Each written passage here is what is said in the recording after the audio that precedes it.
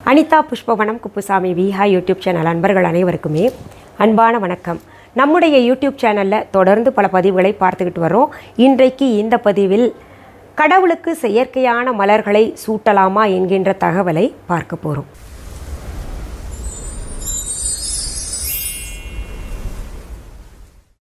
இன்றைக்கு பிறந்த நாள் மற்றும் திருமண நாள் காண இருக்கின்ற அனைவருக்குமே என்னுடைய வாழ்த்துகள். உங்களுடைய வாழ்க்கையில் நீங்கள் அனைத்து நலங்களும் வளங்களும் கிடைக்கப்பெற்று நீடூழி வாழணும்னு நான் இறைவன் கிட்ட பிரார்த்திக்கிறேன். இந்த காணொளியை காண்கின்ற அனைவருக்குமே இந்த நாள் இனிய நாளாக அமையட்டும். கடந்த சில தினங்களாக கமெண்ட்ஸில் நீங்கள் கேட்ட கேள்விகளுக்கான பதிவுகள் என்னால் கொடுக்க முடியல. காரணம் உங்களுக்கு எல்லாருக்குமே தெரியும்.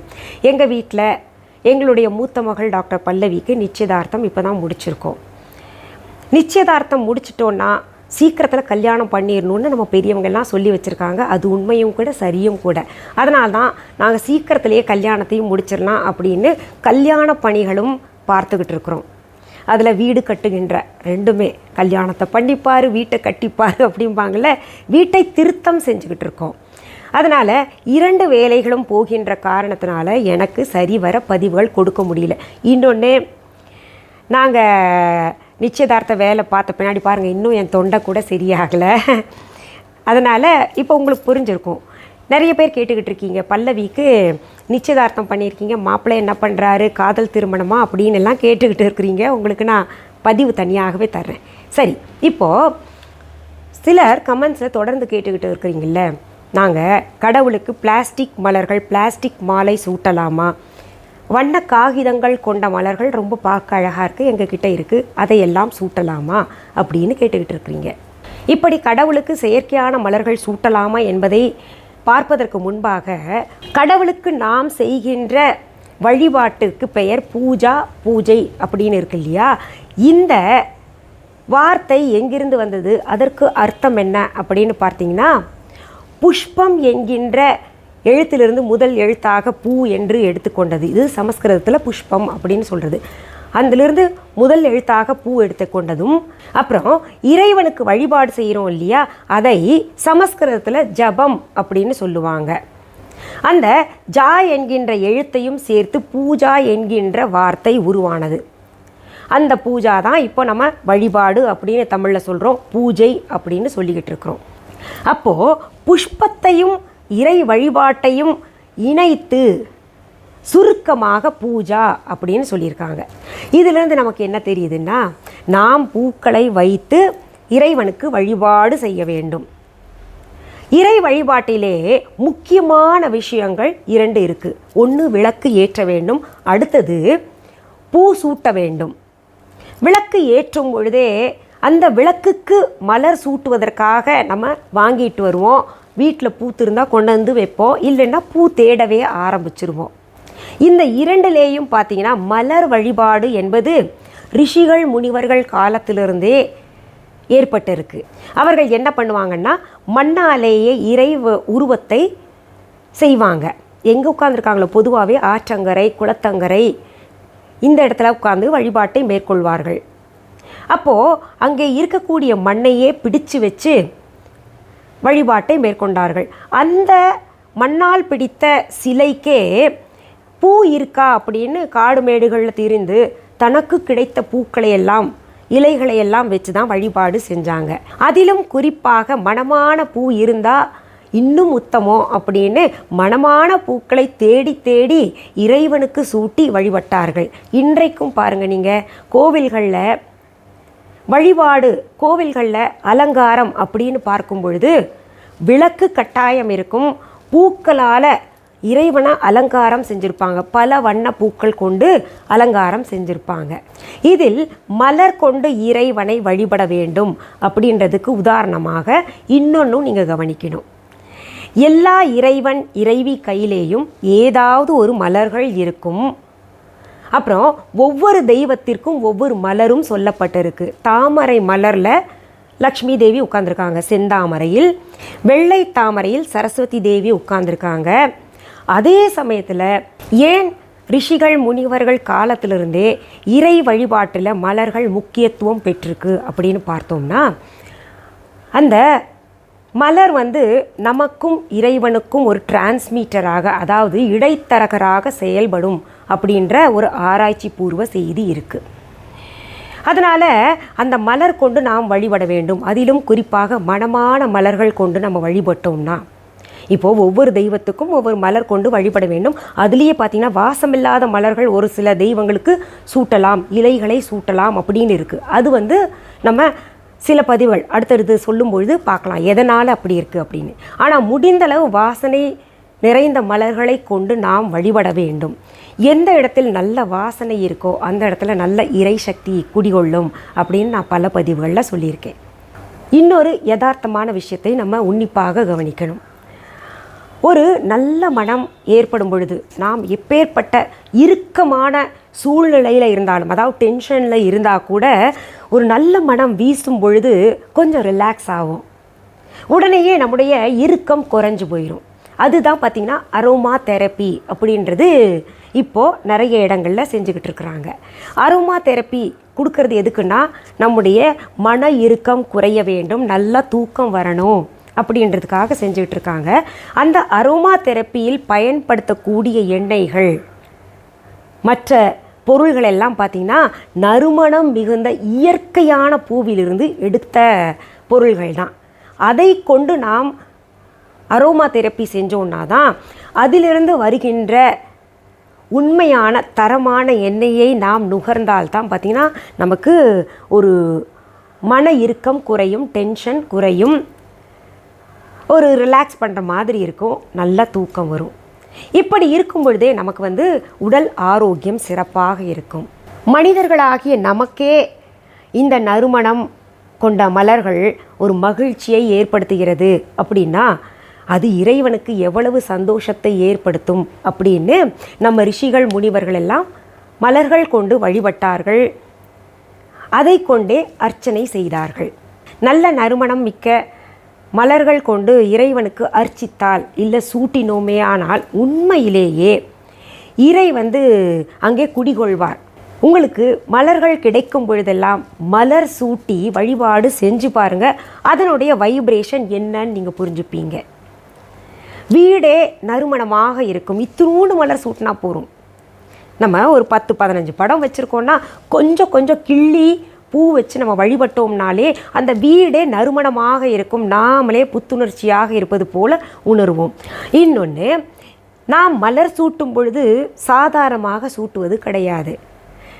மந்திரங்கள் சொல்லிக்கொண்டே அல்லது ஏதாவது நம்ம மனசில் வழிபாடு இருந்துச்சுன்னா, கடவுளே எனக்கு இது சரியாயிடணும், இந்த பிரச்சனை இருக்குது, இந்த பிரச்சனை சரியாயிடணும், என் குழந்தைக்கு வரனே அமையலை, சீக்கிரத்தில் வரன் அமையணும், எனக்கு கடன் பிரச்சனை இருக்குது அது சரியாகணும் அப்படின்னு மனதுக்குள்ளாக ஒன்றா இறை நாமத்தை சொல்லி கொண்டோ அல்லது நமக்கு இருக்கக்கூடிய பிரச்சனைகளை சொல்லி கொண்டு தான் பார்த்திங்கன்னா மலர்களை கிள்ளி கிள்ளி நம்ம வைப்போம். அப்போது என்ன ஆகுதுன்னா, நம்முடைய ஆழ்மனதில் இருக்கக்கூடிய கஷ்டங்களை கருத்துக்களை வந்து மலர் இறைவனிடம் கொண்டு போய் சேர்க்கிறது, ஒரு தூதுவராக செயல்படுகின்றது. இதுதான் உண்மை. இது நீங்கள் ஆராய்ச்சி செய்து பாருங்கள். இதில் விஞ்ஞான செய்திகள் கூட நிறைய சொல்லப்பட்டிருக்கு. என்னுடைய பதிவு கொஞ்சம் பெருசாக இருக்குன்னு சிலர் கருதுகின்ற காரணத்தினால நான் விரிவாக சொல்கிறது கிடையாது. தனித்தனியாக அப்பப்போ எதனால் அப்படின்ற விஞ்ஞான காரணத்தையும் சொல்கிறேன். நம்முடைய பிரச்சனைகளை இறைவனிடம் மலர் கொண்டு போய் சேர்க்கிறது, இல்லை இலை கொண்டு போய் சேர்க்கிறது. சிவபெருமானுக்கு வில்வ இலைகள் சாற்ற வேண்டும், பிள்ளையாருக்கு அருகம்புல் சாத்தினா அவருக்கு ரொம்ப பிடிக்கும். இப்படி எந்தெந்த கடவுளுக்கு என்னென்ன மலர்கள் சிறப்பானதோ அதை சூட்டும் பொழுது நம்முடைய பிரச்சனைகள் குறையும். அது உண்மை. அதனால தான் நம்ம பெரியவங்கள்லாம் சொல்லியிருக்காங்க, சிவபெருமான்னா வில்வ இலையை சூட்டு, முருகப்பெருமான் அம்பாள்னா செவ்வரளி மலர்கள் சூட்டு, பிள்ளையார்னா அருகம்புல் செம்பருத்தி பூவை சூட்டு அப்படின்னு சொல்லியிருக்காங்க. சரி, இப்போது நீங்கள் கேட்ட கேள்விக்கு வரலாம்.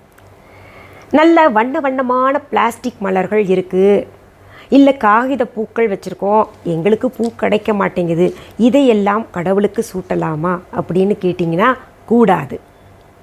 ஏன் கூடாது அப்படின்னு கேட்டிங்கன்னா, அது எல்லாம் நெகட்டிவ் வைப்ரேஷன்ஸை நமக்கு சேர்த்து கொடுக்கும். நெகட்டிவ் வைப்ரேஷன்ஸ் நான் சொல்லி உங்களுக்கு புரிய வைக்கிறத காட்டிலும் ஒரு பிளாஸ்டிக் மலர் நீங்கள் வச்சுருந்தீங்க, வீட்லேயே ஃப்ளவர் வேஸில் வச்சுருக்கீங்கன்னு வைங்களேன், அதில் வச்சுருந்தீங்கன்னா அதை ஒரு வாரம் கழித்து பாருங்கள், அதில் நிறைய ஒட்டடை படிஞ்சிருக்கும், தூசு இருக்கும். அதெல்லாம் பார்த்திங்கன்னா கூடாது இல்லையா? வீட்டில் இருக்கக்கூடிய தூசை வெளிப்படுத்தணும், சுத்தமாக வச்சுக்கணும். அப்போ தான் நல்ல வைப்ரேஷன் வரும், நல்ல சக்திகள் நம்ம வீட்டில் தங்கும் அப்படின்னு நம்ம தெரிஞ்சுக்கிட்டு வர்றோம், பேசிக்கிட்டு வர்றோம். அப்படி இருக்கும் பொழுது தூசை ஈர்த்து கொள்கின்ற, ஒட்டடை படியக்கூடிய இந்த பிளாஸ்டிக் மலர்களை நாம் இறைவனுக்கு சூட்டினோம்னா அதில் படியும், அது ஆகாது, நம்ம வீட்டுக்கு ஆகாது. அதே போல தான் வண்ண காகித மலர்கள் கூட நாம் இறைவனுக்கு சூட்டக்கூடாது. அப்படி சூட்டினோமேயானால் பூஜை செய்த பலன்கள் நமக்கு முழுமையாக கிடைக்காது.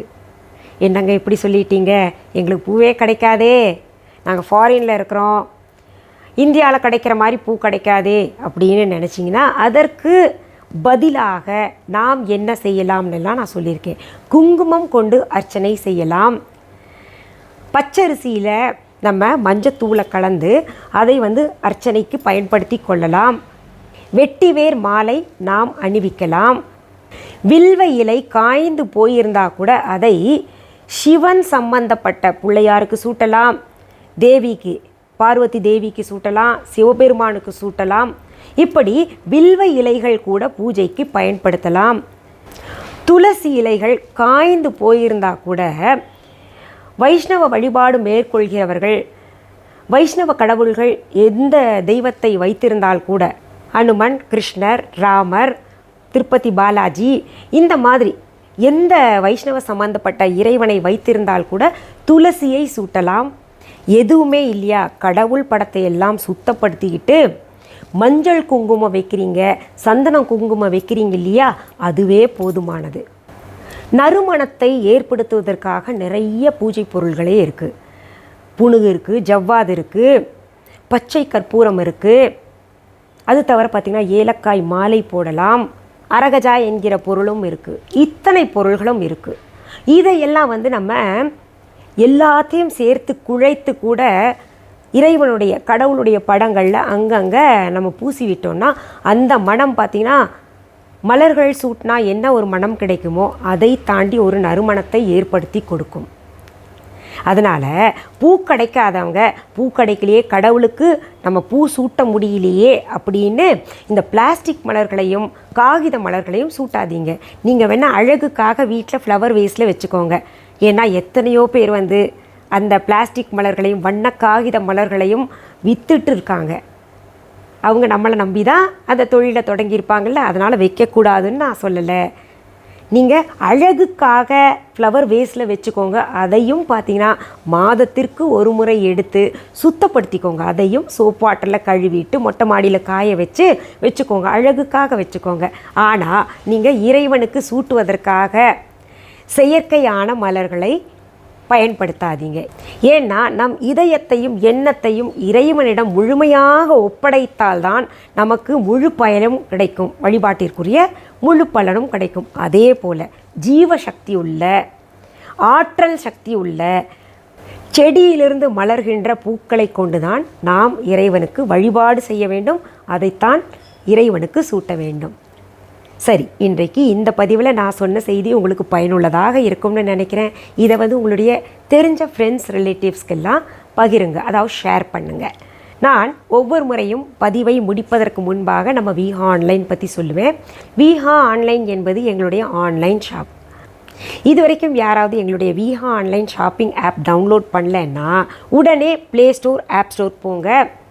அங்கே விஹா ஆன்லைன் அப்படின்னு தம்ப்நெயிலில் கொடுக்கப்பட்டிருக்கின்ற ஸ்பெல்லிங் பார்த்து டெக்ஸ்ட் பண்ணுங்கள். எங்களுடைய ஷாப்பிங் ஆப் காமிக்கும். அதில் மிஸ்ஸஸ் அனிதா குப்புசாமிஸ் அப்படின்ற பேர் கூட இருக்கும்.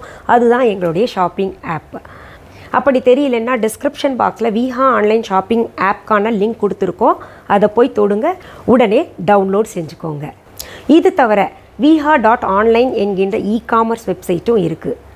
பொருள்களை நேரில் பார்த்து வாங்கணும் அப்படின்னு நினைக்கிறவங்க சென்னை ராஜா அண்ணாமலைபுரத்தில் இருக்கக்கூடிய எங்களுடைய விஹா கடைக்கு வாங்க. நிறைய பொருள்கள் இருக்குது. அதற்கான phone number, address viha.online e-commerce வெப்சைட்லேயும் தரப்பட்டிருக்கு. விஹா ஆன்லைன் ஷாப்பிங் ஆப்லேயும் தரப்பட்டிருக்கு. கூகுள் மேப்ஸ்லேயும் விஹா ஆன்லைன் அப்படின்னு டெக்ஸ்ட் பண்ணுங்கள், உங்களுக்கு அழகாக வழிகாட்டும். எங்களுடைய விஹா ஷாப்கான கிளைகள் வேறு எங்கேயுமே கிடையாது, ஒரே ஒரு கடை தான் வச்சுருக்கோம். அதே போல் விஹா அப்படின்னு வேறு ஸ்டோர்ஸ் பேர் வச்சுருந்தாங்கன்னா அதுக்கும் எங்களுக்கும் தொடர்பு கிடையாது.